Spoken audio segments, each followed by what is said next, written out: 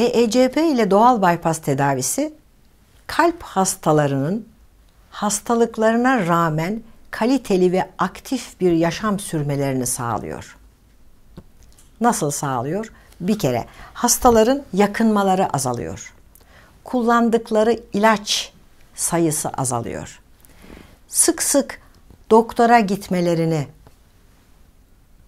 ve hastaneye yatmalarını gereksiz kılıyor.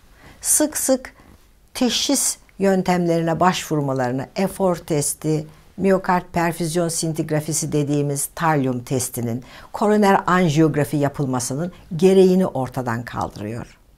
Damarların sık sık daralarak stent uygulamasına ihtiyacı azaltıyor. Bypass ameliyatına ya da bypass ameliyatına tekrar gereğini azaltıyor. Kalp yetersizliği olan hastaların kalp pili uygulaması yerine geçiyor.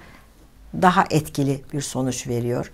Ağır kalp yetersizliği olan hastaların yapay kalp takılması, kalp nakli olması yerine bu tedaviyle uygun şekilde tedavi edilmeleri imkanı sağlıyor. Dolayısıyla tüm bu etkileriyle kalp hastalarına kalp hastalığı olduğu halde daha kaliteli bir yaşam sağlamış oluyor EECP ile doğal bypass tedavisi.